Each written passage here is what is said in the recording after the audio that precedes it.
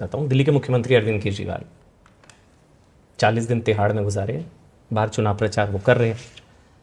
वो ये कह रहे हैं कि मतलब वो इकोसिस्टम या वो खुद इसको अपनी जीत बता रहे हैं, जैसे घोटाला हुआ नहीं। वो कह रहे हैं कि मुझे चुनाव जिताओगे तो मैं जेल नहीं जाऊंगा और रिजाइन बिल्कुल नहीं करूंगा, ये सब प्लॉट था मेरे अगेंस्ट। वो कह रहे हैं कि ये बेल है, मेरी जीत है। इसको आप किस तरह से देखते हैं सर?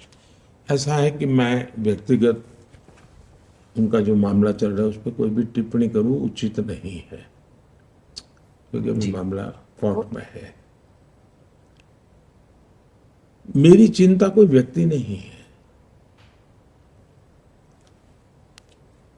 मैं तो अदालत ने क्या कहा उसका पर अगर ध्यान केंद्रित करूं तो शराब घोटाले में हाईकोर्ट की टिप्पणी क्या है, हाईकोर्ट ने क्या कहा है, मैं उसको तो मानूंगा। एजेंसी ने क्या किया है छोड़ो, किसी बीजेपी स्पोक्स पर्सन ने क्या कहा है वो छोड़ो, वो स्वयं क्या कहते हैं वो छोड़ो। कम से कम हाई कोर्ट ने शराब घोटाले के बारे में जो कहा है और बहुत बहुत ही कड़ी टिप्पणी की है। अब चिंता का विषय ये है देश में, और जो गंभीर है, कि सार्वजनिक जीवन में कोई जिम्मेवारी नहीं रहेगी, अपनी खुद की बातों पर भी कोई कमिटमेंट नहीं रहेगा। सार्वजनिक जीवन में एक जमाना था, स्कूल में कोई बच्चा अगर कॉपी करता है और पकड़ा जाए तो महीने भर स्कूल नहीं आता था। उसके माँ बाप भी शर्माते थे, यार मेरा बेटा एग्जाम में कॉपी करने में पकड़ा गया था। ये स्थिति थी, यानी इन चीजों को बुरा माना जाता था हमारे समाज में। आज बेशर्मी के साथ सजा जिनको हो चुकी है, जिन पर गंभीर आरोप लगे हैं, उनको कंधे पे लेकर के आप सार्वजनिक रूप से नाच रहे हो, ये जो पतन हुआ है वो चिंता का विषय है। मुझे कोई पर्सन से लेना देना नहीं है। अगर ये हुआ तो भ्रष्टाचार की होता क्या, पहले जमाने में डाकू होते थे, महिमा मंडन होता था उनका, वो डकैती करते थे, महिमा मंडन होता था समाज में। अखबारों में भी मैं जो पहले के जमाने में 2-2 पेज स्टोरी, कवर स्टोरी मिलती थी उनको कि ऐसा ऐसा उसका तो जीवन ऐसा, वो तो ऐसा कर सकता है, और वो बड़े बन जाते थे। दुर्भाग्य से अब राजनेताओं को ये बेनिफिट मिलने लगा है कि इतना भ्रष्ट लोगों का। मैं तो हैरान हूं कि कोई अखबार वाला किसी भ्रष्ट व्यक्ति का इंटरव्यू लेने जाए।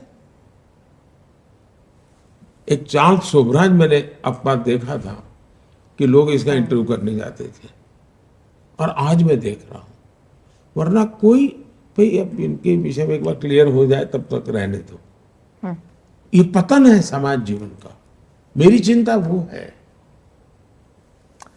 मोदी जी, कोई भी लीडर हैं जो प्रधानमंत्री 2 बार रह लें, थोड़ी बहुत एंटी इनकम्बेंसी आ जाती है। इस देश में 3 बार सिर्फ नेहरू जी चुनाव जीत पाए।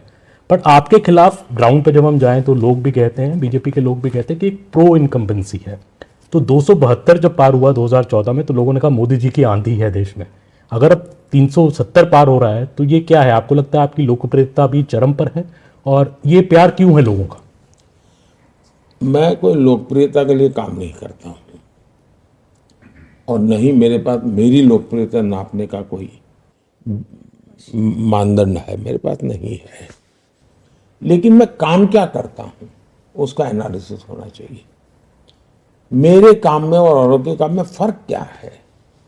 आमतौर पर जो सरकारें चलती थी वो विज्ञान भवन में फंक्शन करो,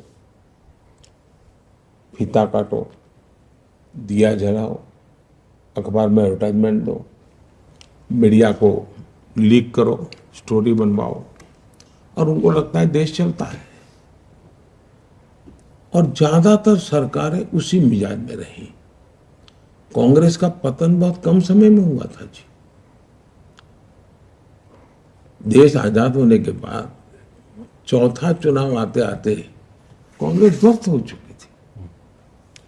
संयुक्त विधायक दल बना, लेकिन कांग्रेस ने इस देश में किसी पार्टी को खड़े ही नहीं होने दिया। उन्होंने खुद ने देश के लिए करने के बजाय विरोधी दलों को खत्म करने में ही अपनी शक्ति लगाई, इसलिए ऑल्टरनेट खड़ा नहीं हुआ। अदरवाइज 67 के चुनाव में ही देश उनको रिजेक्ट कर चुका था। हिंदुस्तान में आप देखिए,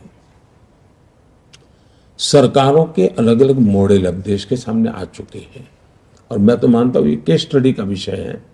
कोई यूनिवर्सिटी करे, कोई मीडिया करे, कोई मीडिया पर्सन किताब लिख सकता है।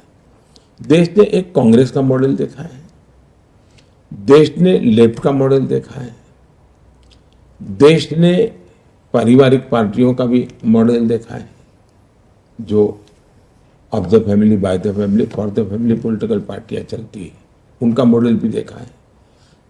देश ने मिलीजुली सरकारों का मॉडल भी देखा है, और बीजेपी सरकार का भी मॉडल देखा है।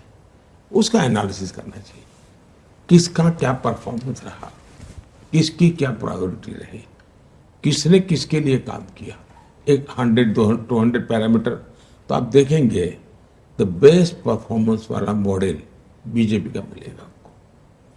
और जब परफॉर्म करते हैं आप, तो सामान्य मानव का विश्वास बढ़ता है। फिर एंटी इनकम्बेंसी किस बात की होती है कि एक ऐसी सरकार, मेरा ये नहीं हुआ, हर एक का होता नहीं है। प्रो इनकम्बेंसी में कोई हर एक का हो गया ऐसा नहीं होता है। लेकिन आज पब्लिक मीटिंग में जाके मैं कहता हूं भाई आप लोग चुनाव में जो करते हो करते रहना, लेकिन मेरा एक काम करना। और कहता हूं मैं कि कहीं आप जाए, झुग्गी झोपड़ी में कोई रहता है, सब मिले, या कोई कच्चे घर में रहता है, उसका नाम पता लिख करके मुझे भेज देना, क्योंकि हम जो मकान बना रहे हैं 4 करोड़ दिए हैं, लेकिन अभी भी कुछ लोग छूट गए हैं, और मैं नहीं चाहता हूं कोई छूट जाए। तो मैं 4 जून के बाद मेरी नई टर्म में मैं उनको मकान देना चाहता हूं, 3 करोड़ मकान बनाना चाहता हूं। आप अगर कोई नजर में आ जाए, तब उसका विश्वास पैदा होता है कि आदमी वोट भी मांग रहा है, लेकिन साथ में काम भी कह रहा है, यार मुझे तो, मेरा तो जान है, 3 करोड़ घर बना के दे रहा है। विश्वास पैदा होता है। अब डिलीवरी जब करते हैं, और मेरी सरकार की सबसे बड़ी ताकत है, जो हिंदुस्तान के सभी सरकारें कभी मुझे कॉम्पीट नहीं कर पाई, कोई पॉलिटिकल पार्टी गुजरात में भी कॉम्पीट नहीं कर पाई, वो है लास्ट माइल डिलीवरी। मैं योजनाएं जिसके लिए बनाता हूं उसके लिए, और मेरा इसके लिए काम करने का मेरा तरीका है। मैं एक उदाहरण देता हूं। मैं जब गुजरात में था, तो मैंने अलग अलग स्तर के एक 20-22 अफसरों को बुलाया। कुछ सीनियर मोस्ट थे, कुछ एकदम जूनियर थे, कुछ मिडिल लेवल को, 20-22 को बुलाया। तो उनको पता नहीं था मैंने क्यों बुलाया, बिठाया सबको। तो मैंने सबको एक पैड दिया लिखने के लिए, okay? वो लेकर के ही आते हैं डायरी, मैंने कि उनको दिया। मैंने कहा मुझे आप बताइए कि एक वीडियो है, गांव में रहती है, अनपढ़ है, और सरकार की ये स्कीम है, उसकी वो हकदार है। उसको ये प्राप्त करने के लिए स्टेप 1 क्या करना, स्टेप 2 क्या करना, 3 क्या करना, 4 करना, कैसे करना, कहाँ जाना, मुझे आपकी मैंने डायरी दी, इसमें लिख करके बताओ। मैंने उनको कहा लिखो। यू बी सरप्राइज, सबके सब फेल हो गए। फिर मैंने कहा, मैं कुछ वो नहीं, बड़े प्यार से बात करता था। मैंने कहा मुझे बताइए भाई, आप IAS अफसर हैं, किसी की 20 साल की नौकरी हो गई, किसी की 2 साल की हो गई, आपको पता नहीं है कि एक वीडियो को बेनिफिट लेने के किस किस जगह से गुजरना पड़ता है, फॉर्म कहाँ से लेना होता है, अप्लाई का। मैंने कहा बताइए, हमने ऐसी व्यवस्था बनाई है, उस वीडियो को क्या फायदा होगा। तो उनको लगता है हाँ यार कुछ तो कमी है, और फिर वो करेक्ट करते थे। तो मेरे दिल में ये रहता है कि भाई मैं योजना बना दूं, वाहवाही करूं, एक एडिटोरियल छप जाए, ठीक है, मेरा गुजारा हो जाएगा। लेकिन आम आदमी, मेरी पूरी कार्यशैली ये लास्ट में डिलीवरी की है, परफॉर्मेंस की है, और उसका परिणाम होता है। दूसरे जैसे स्वच्छता अभियान, स्वच्छता अभियान में तो सरकार ने क्या करना था, लेकिन मैं झाड़ू लेकर के घूमता था।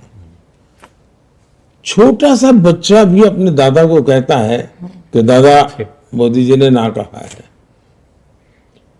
इस चीज को छोटी मत मानिए जी, आज के युग की बहुत बड़ी घटना है। इसी के लिए आप लोगों का शब्द है प्रो इनकम्बेंसी, और इसके लिए तपस्या करनी पड़ती है, खपना पड़ता है, और निस्वार्थ भाव से कोई कुछ भी कहे सो हमने अच्छा करना है तो करते रहना चाहिए। वो देश देखता है जी, जनता जनार्दन ईश्वर का रूप है, उसको सब समझ होती है। तो मुझे आज तक मेरे जीवन में यही बेनिफिट मिला है।